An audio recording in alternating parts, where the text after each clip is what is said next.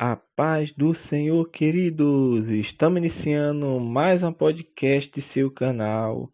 É Benefácio e Motivadora. E no podcast de hoje nós comentaremos a primeira lição do terceiro trimestre que está se iniciando no dia de hoje. Neste trimestre nós comentaremos nas lições bíblicas jovens o tema Imitadores de Cristo, ensinos extraídos das palavras de Jesus e dos apóstolos. E na lição de número 1, que vai dar o pontapé inicial a esse trimestre, que certamente será abençoado para a nossa vida, nós estaremos comentando na lição de hoje, morrer para viver abrindo mão do eu para seguir a Cristo. Amém? A primeira lição do trimestre, a qual nós estaremos iniciando hoje. E a partir deste trimestre, meus amados irmãos, nós estaremos disponibilizando também o gabarito do teste que nós disponibilizamos, tanto do teste online quanto do teste que é em PDF, que é o mesmo teste, mas agora nós iremos disponibilizar durante a semana o gabarito do teste online para os irmãos assim sentirem-se melhor na hora da aplicação das suas provas, das suas ali dentro da sala de aula, amém? Então vamos lá iniciar o nosso, meu irmão, terceiro trimestre. Na lição de hoje estaremos dando o pontapé inicial comentando sobre morrer para viver, abrindo mão do eu para seguir a Cristo. O primeiro tópico da lição de número 1, a que nós estamos iniciando agora este trimestre, vai nos comentar, meu irmão, falando sobre a vida nova que recebemos. Então, nesta lição, como nas outras lições, nós estaremos estudando essa parte de ser imitador de Cristo, porque nós vamos aprender a tirar ensinamento das palavras de Cristo, assim também como dos apóstolos. Então, o tema deste trimestre vai ser voltado sobre isto.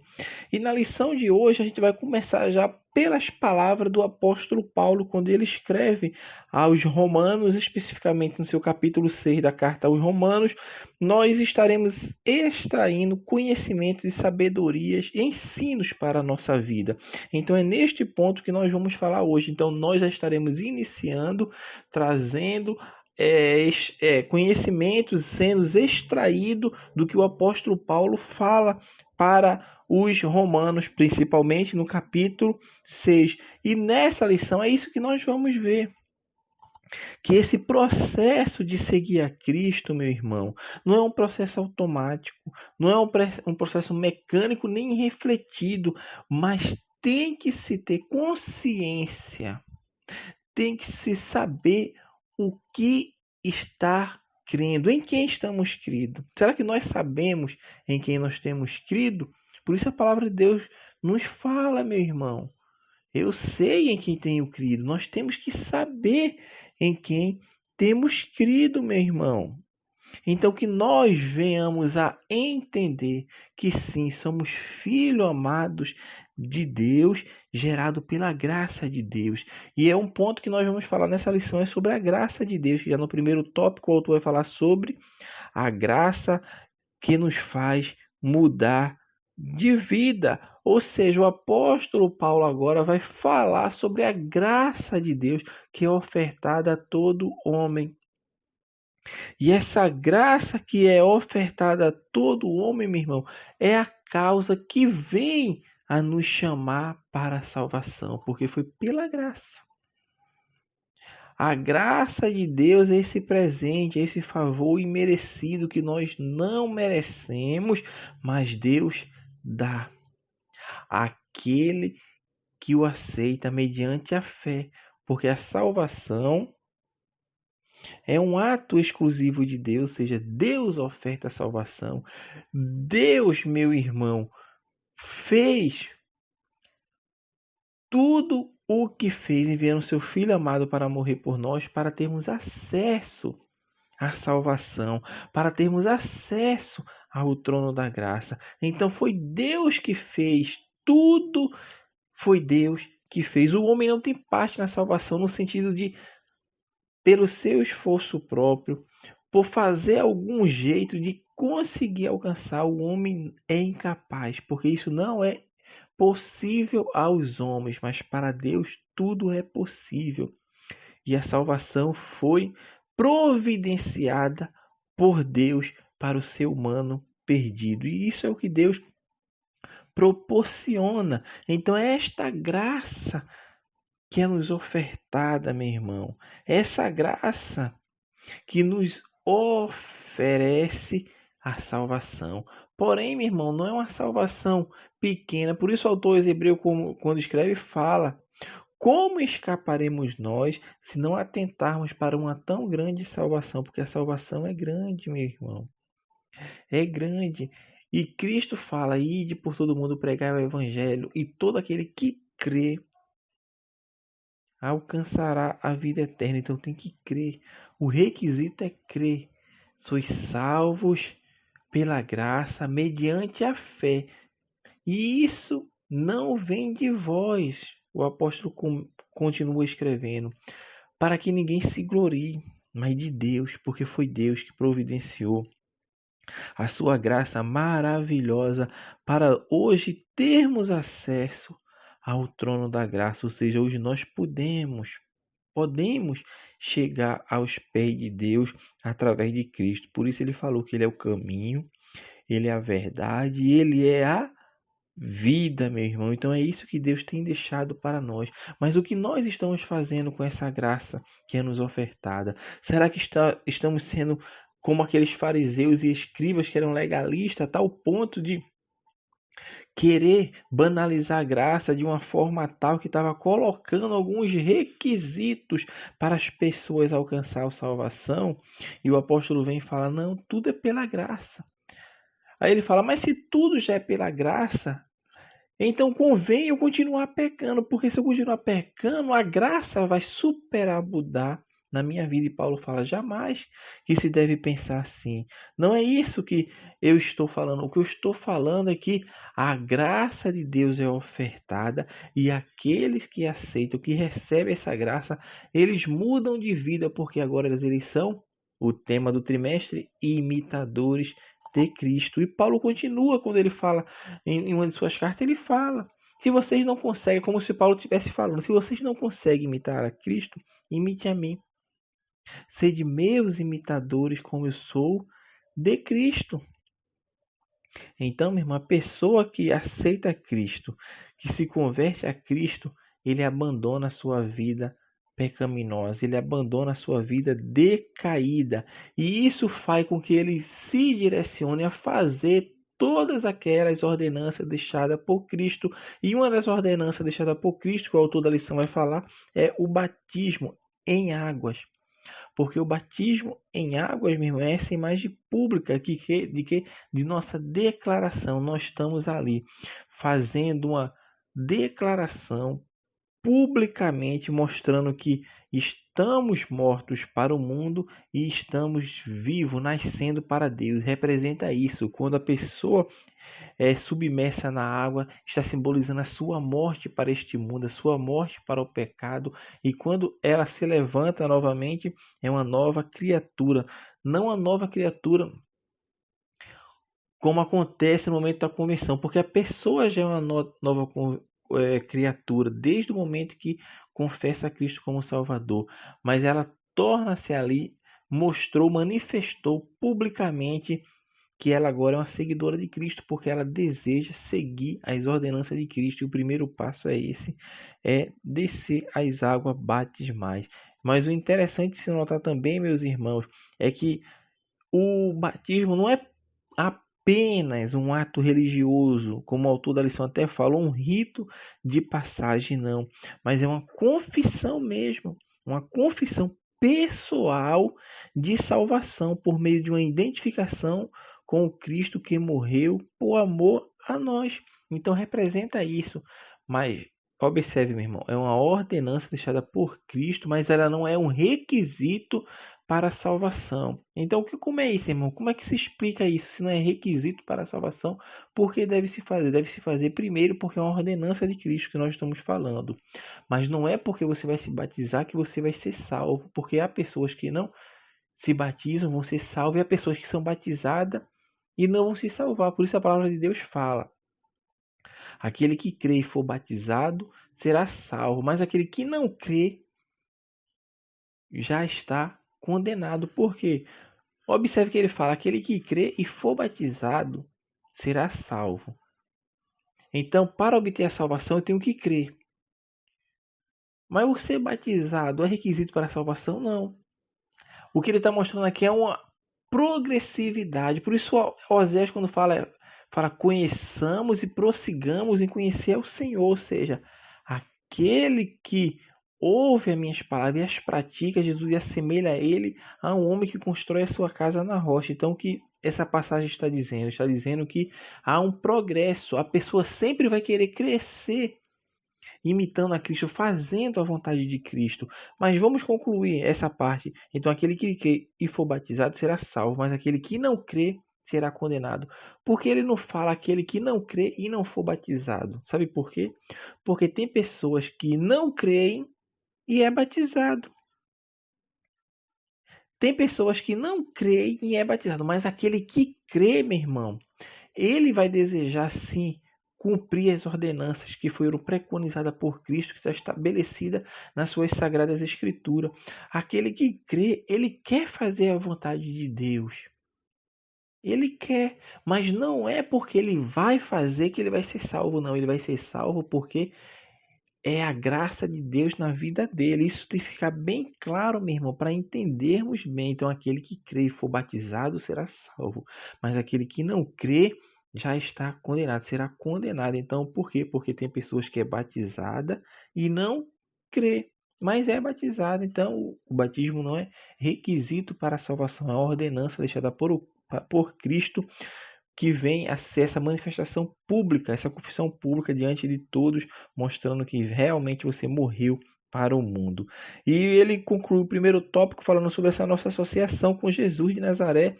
Ela deve ser significativa, ou seja, deve sim gerar-se bons frutos no sentido mais estrito da palavra. Deve-se sim ser uma transformação de vida, porque a palavra nos fala que nova criatura é, as coisas velhas se passaram, eis que tudo se fez novo. Então, se tudo se fez novo, meu irmão, nós agora temos que refletir a imagem de Cristo em nossa vida.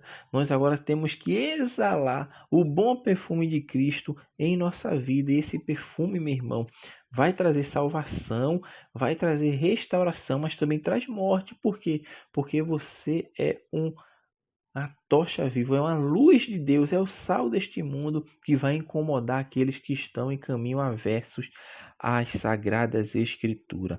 O tópico 2, o autor vai falar sobre livres do pecado, escravos de Cristo. É o que acontece.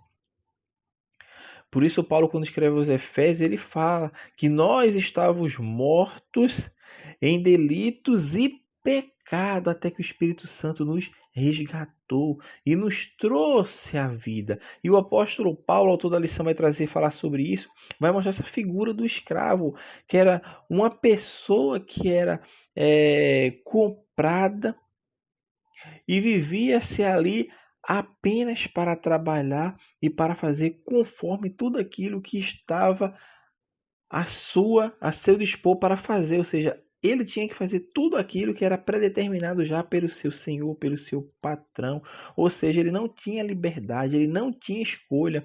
E Paulo faz essa comparação, mostrando que assim como o escravo romano que morreu, ele estava morto socialmente, assim éramos nós, quando estávamos mortos em nossos pecados e nossos delitos, mas a libertação veio através de Cristo Jesus.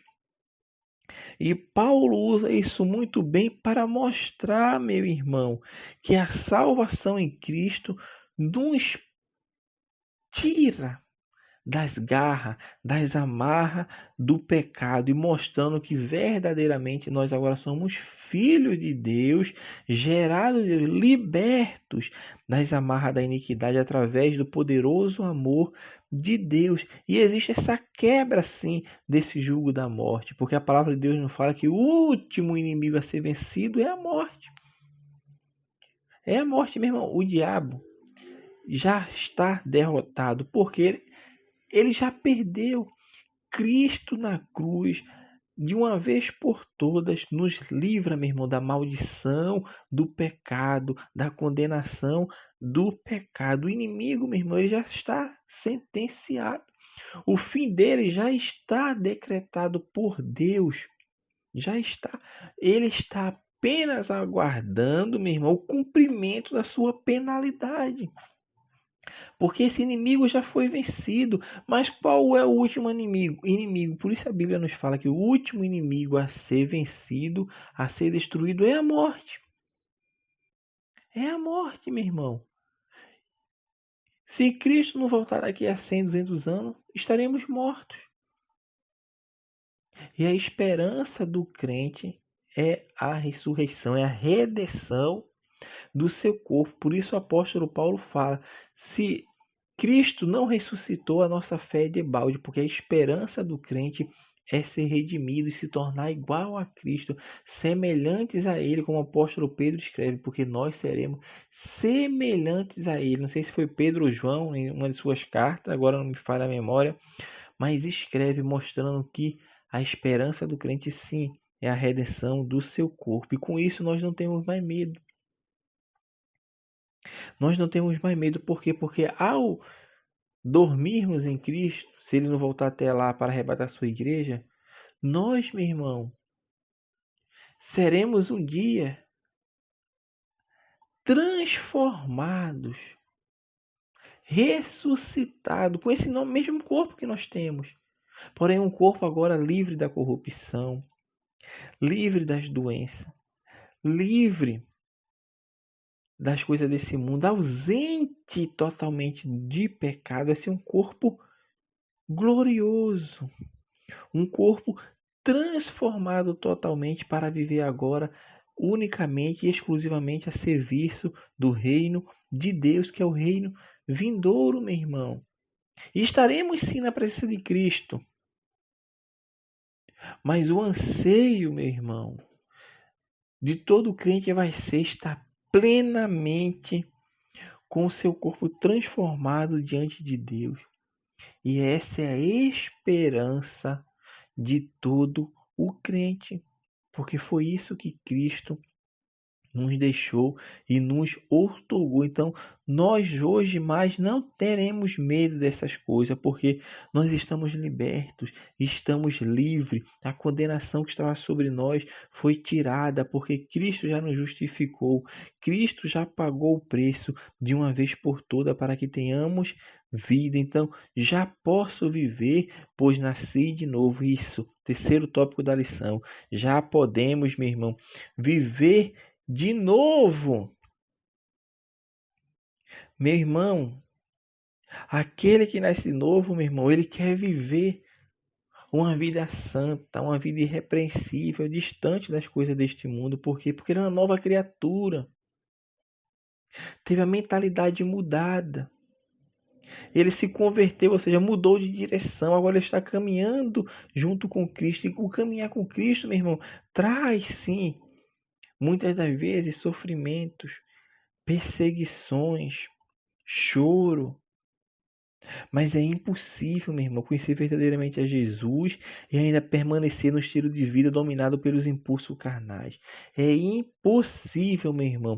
O verdadeiro crente, aquele que se converte a Cristo verdadeiramente, ele busca sempre agradar a Cristo. Ele busca sempre agradar ao seu Senhor. Por isso nós temos que discernir a obra de Cristo por nós mesmos. Por isso a palavra de Deus fala: examine-se, pois, o homem a si mesmo. Tem que olhar introspectivamente para dentro de cada um de nós, para cada um de nós, e percebermos que sim, não merecíamos ser alcançados pela graça de Deus, mas ela nos alcançou para nos dar vida e vida em abundância, meu irmão. E para encerrar a lição, o autor vai falar sobre o fim do império do pecado, mostrando essa finalidade que, diferentemente do escravo, quando era liberto pelo seu senhor, quando recebia a libertação, ele ainda ficava ainda receoso, porque aquelas pessoas que tinham domínio sobre ele, ainda ele olhava para ele e via como patrono, como senhor, como pessoa que manda. Mas o crente não. Quando o crente é libertado, meu irmão, do pecado, sai toda a mazela, todas as amarras do pecado, e olha para o diabo e vê que ele é um perdedor. Ele estava me enganando e te enganando, ou seja, colocando coisas na nossa mente, porque ele vai atacar. Você se liberta dele, se liberta dessa vida de pecado, está seguindo a Deus, mas vai vir as tentações, vai vir as provações, e ele vai tentar agir para desfocar, ou seja, para nós errarmos o alvo. E errar o alvo é o que? É pecar. É cair em tentação. Então, esse fim, meu irmão, do império do pecado, o apóstolo Paulo está mostrando isso, que diferentemente do escravo romano, que você olhava para ele, e ele ainda tinha aquele receio pelo seu antigo dono, seu antigo patrão, seu antigo senhor, o crente já não fica mais com isso, porque o fim do império do pecado na sua vida acabou. Ou seja, Cristo libertou você da condenação do pecado. Isso se chama justificação. Hoje, nossa posição diante de Deus é de pessoa justa. Por quê? Porque Cristo já nos justificou perante o Pai. Então, quando Deus olha para mim e para você, Ele está vendo um justo, Ele está vendo uma justa, porque já estamos justificados. A condenação do pecado já não está mais sobre a vida do crente. Porém, ainda temos em cada um de nós a natureza humana, a natureza pecaminosa, tem essa tendência ao lado do pecado, mas Deus não nos deixou só, porque quando nós convertemos a Ele, automaticamente o Espírito Santo passa a fazer morada dentro de cada um de nós. E o Espírito Santo é aquele que vem para nos auxiliar, nos ajudar a seguir uma vida de santificação. O que é santificação? É o poder que Deus nos dá através do Espírito Santo para resistir ao diabo, resistir ao pecado, ou seja, é a força para vencer o pecado, para não cair mais nas labutas, nem nas garras pecaminosas, nas garras das tentações, porque ser tentado não é pecado, isso nós falamos bem claro no último trimestre, mas ceder à tentação é pecar. Então, tudo isso vai nos levar a ter uma vida consagrada a Deus. Tudo isso nos leva, meu irmão, a entender que Cristo verdadeiramente reina em nós. E se Cristo reina em nós, como nós devemos proceder? Quem está reinando no nosso coração? Nós às vezes temos que parar, meu irmão, e fazer uma análise nossa para saber quem está reinando em nosso coração.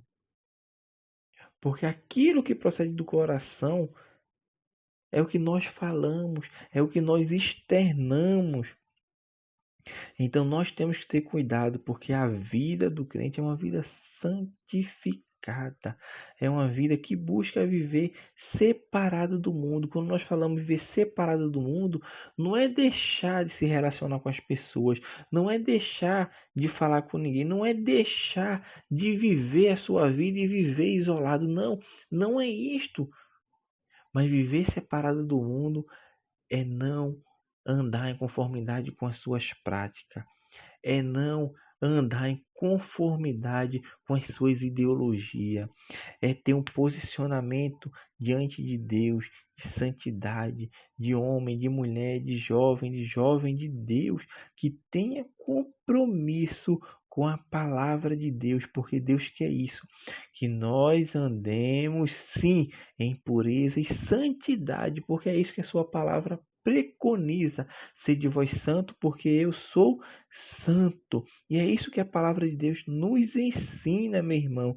E esse chamar para a santificação não significa depreciar a graça de Deus, não.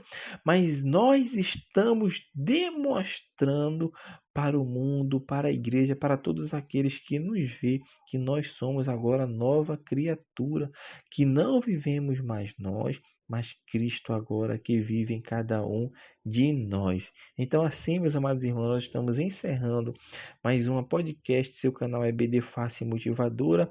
E hoje iniciamos a lição do terceiro trimestre. Na lição de número 1, falamos sobre morrer para viver, abrindo mão do eu para seguir a Cristo. Amém? Que Deus abençoe os irmãos e até a nossa próxima aula, se assim o Senhor permitir. Não se esqueça de compartilhar nossos vídeos, de curtir, você que chegou até aqui. Amém? Deus abençoe a todos, em nome de Jesus.